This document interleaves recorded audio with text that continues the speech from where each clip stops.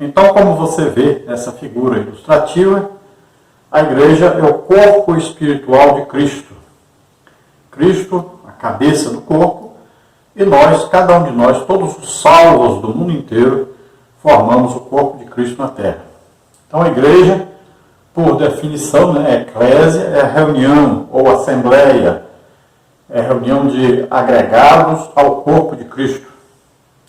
A fundação da igreja, na realidade da presciência de Deus, na eternidade, no tempo é vista a igreja pentecostal como o derramamento do Espírito Santo no dia de Pentecostes até os dias de hoje. Os fundamentos da igreja, a palavra de Deus revelada no Antigo Testamento, a declaração de Cesareia, tu és o Cristo, Filho de Deus vivo, a messianidade de Jesus, a pedra principal, a pedra de sina, é Jesus Cristo. A missão da igreja, glorificar a Deus, a habitação do Espírito Santo, conhecida a sabedoria de Deus, proclamar o Evangelho, edificar os membros da palavra. Os membros da igreja são os judeus que se converteram, os salvos, que aceitaram Jesus como Senhor e Salvador, os gentios, que aceitaram Jesus como Senhor e Salvador, e temos aí a Igreja de Deus Universal, a Assembleia dos Santos, são formados então por todos os povos, todos aqueles que aceitaram Jesus como Senhor e Salvador e receberam o Espírito Santo. As ordenanças da igreja são as ordenanças de Jesus Cristo para a sua igreja. Temos aí o batismo por imersão, símbolo da morte e ressurreição de Jesus. Temos a Santa Ceia, o memorial do sacrifício de Jesus. E é uma Santa Ceia profética porque fala da vinda de Jesus e também das bodas do Cordeiro, que nós vamos estar com Cristo celebrando no céu, na Nova Jerusalém. E a principal ordem de Jesus aos crentes é ir de pregar o Evangelho a toda criatura. E diz, batizando-as em nome do Pai, do Filho e do Espírito Santo. Então, nesse tópico 2, o centro do culto pentecostal, temos aí subtópico 1, o centro da nossa adoração. Alguns opositores da obra pentecostal costumam nos acusar de em nossos cultos darmos ênfase ao Espírito Santo acima de Jesus. É uma maneira sutil de nos chamar de montanistas. Trata-se de uma interpretação equivocada a nosso respeito. O Senhor Jesus é o centro da nossa adoração e da mensagem pregada pelas Assembleias de Deus. Os crentes se reúnem em nome de Jesus para adoração ao Deus Trino. A declaração de fé das Assembleias de Deus diz que reunimos-nos como corpo de Cristo para adoração pública ao Deus Trino. Esse é o padrão ensinado nas Escrituras. Porque nós é que somos a circuncisão. Nós que adoramos a Deus no Espírito e nos gloriamos em Cristo Jesus e não confiamos na carne. Filipenses 3,3. Então veja bem que a nossa adoração é prestada a Deus. Deus é Pai, Filho e Espírito Santo. Então nós adoramos ao Pai, adoramos ao Filho Jesus Cristo, adoramos ao Espírito Santo. Veja bem, adoramos a Deus. Agora, nós adoramos a Deus como salvos em Jesus Cristo, como templos do Espírito Santo. Então veja só, a igreja faz um culto sabendo que cada membro da igreja, cada crente é templo, morada do Espírito Santo. E o Espírito Santo nos conduz a uma adoração a Deus sempre através de Jesus Cristo. Então Jesus é o centro, porque Ele que nos salvou. Enquanto Jesus, então, é o nosso intercessor no céu, está à direita do Pai, intercedendo por nós, o Espírito Santo é o nosso intercessor na terra. O Espírito Santo nos conduz a Deus sempre através de Jesus. Subtópico 2, um culto vibrante no poder do Espírito. O assunto de 1 Coríntios 14 é a adoração. A expressão paulina, quando vos ajuntais, versículo 26, se refere aos cultos. A exortação paulina à comunidade cristã de Corinto nos ensina muita coisa sobre o culto, entre elas que o culto não era entediante e nem consistia num pregador falando para um rebanho atento e silencioso, pois havia uma interação dinâmica de compartilhar e receber. Os crentes não eram espectadores, mas participantes do culto. Nada há na instrução paulina, versículos 26 a 32, que indique ser essa manifestação dos dons restrita à liderança. o contexto sugere a participação dos crentes em geral. Então, se nós prestarmos atenção à leitura que fizemos, né, 1 Coríntios 14, nós vamos ver aí que todos os crentes participavam do culto, e o culto não era aquela coisa repetitiva, como nós vemos hoje. Não, também não era um show. As pessoas não iam lá. Eu vou lá para ver fulano cantar, vou lá para ver fulano pregar. Não. Muitos participavam do culto e Deus se fazia presente nos cultos. Veja bem que os dons do Espírito Santo se manifestavam durante o culto. Então Deus estava presente realmente. As pessoas iam para a igreja, mas é com vontade, com desejo mesmo de estarem ali, porque sabiam que Deus estava ali. Real mesmo, Deus se manifestava real. Através de quê? De falar com a igreja, de curar as pessoas, de fazer milagres. Então existia uma real presença de Deus. E o que nós não vemos hoje na igreja. A igreja foi, com o passar do tempo, se tornando aí uma religião apenas. As pessoas vão cumprir uma tabela. Mas se perguntava, você viu Deus lá? Não, se estava lá, não vi. Não houve manifestação nenhuma. Não houve uma cura, não houve um batismo do Espírito Santo, não houve uma expulsão de demônio, não houve uma profecia, não houve uma revelação, não houve um milagre. Então, falta a presença de Deus. O problema é nós convencermos as pessoas que congregam hoje, os crentes, de que não está certo do jeito que está. Precisam mudar isso. E é urgente isso. Alguns cultos, nós temos a pessoa que é vista como grande ensinador da palavra de Deus. Aí fala, todo mundo ali, olhando, elogiando, ou como ele é sábio, inteligente. Mas, Deus, cadê? Já outros, aí o pregador grita, pula, dá muito grito e tal. E aí as pessoas se agitam, mas cadê Deus? Porque o importante do culto é adorarmos a Deus e Deus se manifestar. O importante ali é Deus. E nós estamos cada dia mais deixando Deus de fora e buscando pessoas, bons musicistas, bons cantores, cantoras, bons pregadores. Mas cadê Deus? O culto deve ser participativo. Olha, Paulo diz, todos podeis profetizar, um depois do outro. No mesmo culto, 2 ou 3. Então, todos os cultos havia manifestação do Espírito Santo. Existiam línguas, interpretação, revelações, aí milagres, curas, tudo acontecia no culto. E hoje é o que não se vê, é exatamente o que se via em abundância antes. Suporte 3, característica pentecostal. Os primitivos cultos eram espontâneos e diferentes das reuniões nas sinagogas, embora muitas características viessem delas. Tiago 2,2. A liturgia dos cultos constava de oração e cântico. 1 Coríntios 14, 15. O louvor, parte da adoração a Deus, desde os tempos antes dos séculos até a consumação do século, Jó 38,7, Apocalipse 7,9. A leitura e exposição das Escrituras Sagradas aparecem como elementos do culto cristão em outra fonte paulina. Persiste em ler, exortar e ensinar. 1 Timóteo 4,13. Essa instrução é uma referência à leitura pública. As ofertas são parte da adoração bíblica desde os tempos do Antigo Testamento, Deuteronômio 26,10, 1 Coríntios 16, 1, 2, 2 Coríntios 9, 7. O objetivo delas é levar avante a obra de Deus enquanto a igreja estiver na terra. Então vejam que os cultos, como nós vemos na Bíblia, principalmente aí, lendo aí, Atos dos Apóstolos, as cartas do apóstolo Paulo. Então nós vamos ver que eram cultos vibrantes, eram cultos espontâneos, que as pessoas iam buscar Deus.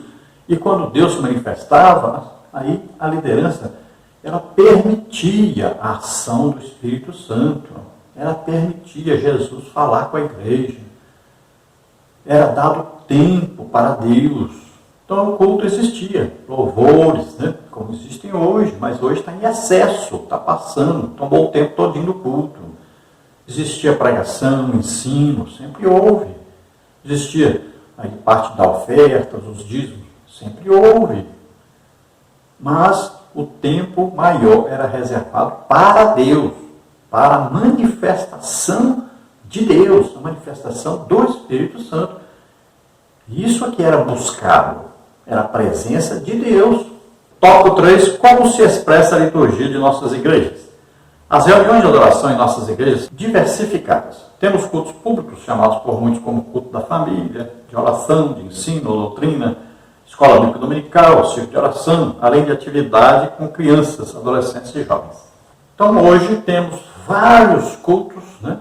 Aqui não falou, mas temos cultos de libertação, temos cultos aí de milagres, né? Temos vários tipos de cultos, culto aí que nós podemos fazer mais especificamente para a família, tem a escola bíblica dominical para estudo da Bíblia, temos aí cultos infantis, temos cultos aí do círculo de oração. Então são vários os cultos que são feitos, mas o que falta em todos esses cultos é essa dedicação de tempo mais para Deus, para que Deus se manifeste. Então a liturgia dos cultos, em todos esses cultos, é praticamente a mesma. Está faltando essa oportunidade para Deus se manifestar. O objetivo do culto tem que ser adorar a Deus, agradar a Deus. E quando Deus se agrada, Ele responde abençoando a todos. Subtópico 1 aí, do tópico 3, nossas reuniões de adoração.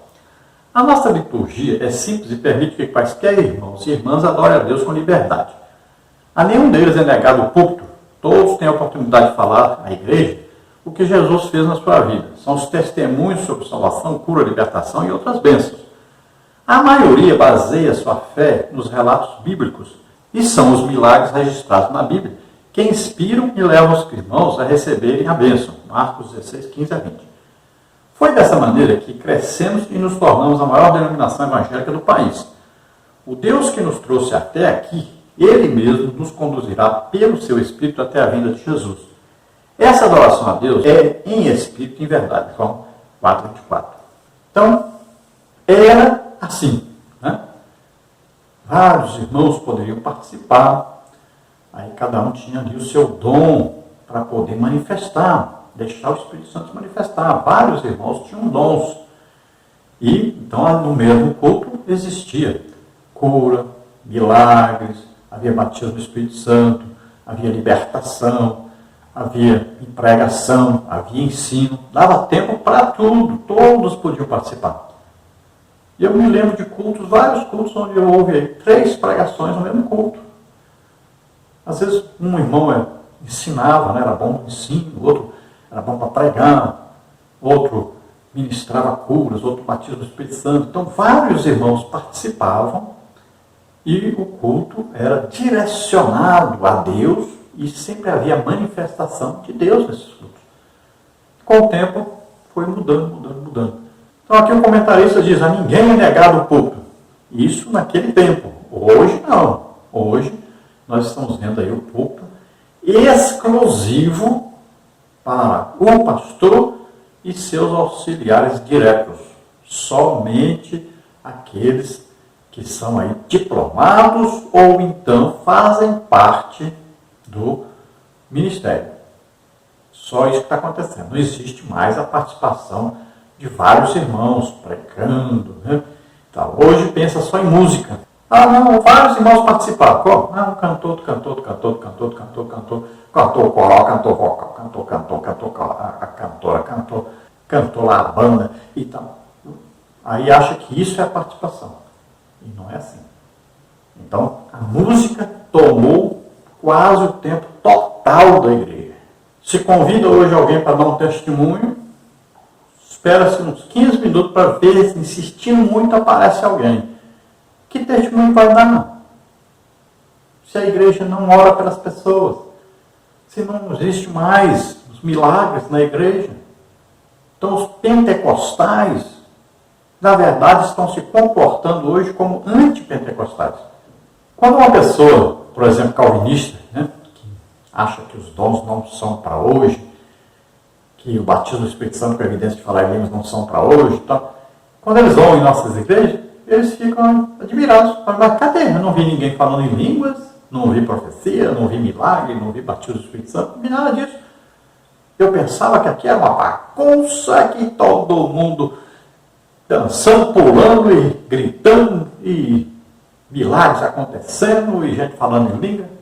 E eles ficam assim, mas que igreja é essa? Essa aqui está igual a nossa. Então falta a igreja, essa presença de Deus, e se deixar permitir que o Espírito Santo faça alguma coisa, haja, produza alguma coisa. Falta a presença de Deus real, falta as manifestações do Espírito Santo. É nessas manifestações dos dons é que Jesus fala com a igreja, que Jesus cura, batiza, liberta, faz milagres. Então é preciso permitir ao Espírito Santo que ele opere. É o que falta hoje na igreja. Subtópico 2, culto pentecostal. Nossas reuniões coletivas de adoração apresentam as mesmas características dos cultos em Corinto. As manifestações dos cultos que o apóstolo menciona em 1 Coríntios 14 são reais entre nós. Quando vos ajuntais, cada um de vós tem salmo, tem doutrina, tem revelação, tem língua, tem interpretação. Versículo 26. Nossos irmãos e irmãs entendem essa linguagem com facilidade, pois vivemos essas mesmas experiências. São expressões espontâneas do Espírito Santo. Veja que nos versículos 27 a 32, o apóstolo está tratando de culto pentecostal e se refere aos dons de línguas, interpretação e profecias no culto. É muito comum o visitante sentir a presença de Deus em nossos cultos. 1 Coríntios 14, 22 a 25. Que bom seria se fosse assim, não é? Uma ilusão, na verdade. Nós já fomos em cultos aí, e em várias igrejas, mas não é assim a realidade.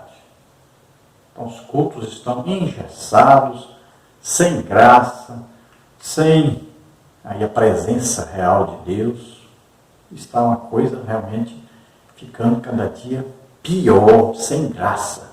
Temos muita gente querendo aparecer, cantando, pregando, ensinando, né? Mas Deus mesmo não tem tido a oportunidade de aparecer no culto. E, infelizmente, parece, pelos comentários que nós estamos vendo na revista, parece que vai continuar do mesmo jeito, porque há um auto-engano, né? A pessoa acha que está tudo bem e não quer mudar, vai continuar, decidiu, vai continuar do jeito que está. Lê a Bíblia, vê que está errado, mas continua a mesma coisa. Então, num culto pentecostal, legitimamente pentecostal, deve haver, aí, olha, revelações. Aí vem profecia, palavra de conhecimento, revelação de algo no passado, no presente. Palavra de sabedoria, revelação do futuro, discernimento de espíritos, né? Expulsão de demônios. Deve haver aí profecias, deve haver dons de curar, milagres. Tudo acontecendo, línguas, interpretação de línguas. Tudo isso deve acontecer num culto legitimamente pentecostal. Acontecia no tempo que a igreja pentecostal era pentecostal. Hoje, infelizmente, nós não podemos mais classificar a nossa igreja, a Assembleia de Deus, como igreja pentecostal. Conclusão. O que precisamos saber é que o Novo Testamento não estabelece forma litúrgica de adoração, porque parece não ter sido essa a preocupação do Espírito Santo. Que os nossos cultos sejam dinâmicos e espontâneos, em nome de Jesus, com espontaneidade e reverência. Nós não somos espectadores dos cultos, como no teatro ou cinema. Antes participamos deles com cânticos congregacionais, corais, conjuntos, grupos de louvores, dando glória a Deus e aleluia. Então aqui falou bem, os cultos têm sido isso, mas sem a presença real de Deus, sem os milagres, sem as profecias, sem as revelações, né? Sem as manifestações do Espírito Santo. O resto tem muito. Aí, ó, música, né? Louvor e tal, e cânticos e tal, muito. Muita música mesmo, exageradamente música. E acaba se tornando como se fosse um teatro mesmo, como um show mesmo, a pessoa vai lá para ver. Escutar música, os tocadores aí, os musicistas tocam muito bem, são profissionais, as pessoas cantam muito bem, são profissionais do canto, muito bom. E é só. E Deus? Nada de Deus. Então, temos que mudar. Pelo amor de Deus. Liderança. Temos que mudar. É urgente. Só tem um jeito da igreja voltar a crescer, a desenvolver, a ter realmente crentes cheios do Espírito Santo. É mudarmos esses cultos. Vamos orar agora. Se você, ouvindo, assistindo, você deseja aceitar Jesus como Senhor e Salvador da sua vida, deseja entregar-se totalmente a Deus, vamos orar por você agora. O seu nome será escrito no livro da vida no céu. Você recebe agora o Espírito Santo, passa a ser filho de Deus, passa a pertencer ao corpo de Cristo na terra. Vamos orar agora. Se você está doente ou está enfermo, nós vamos orar agora e você é curado em nome de Jesus. Vamos orar. Pai querido, em nome de Jesus, te apresentamos essas vidas que se chegam a ti, Senhor.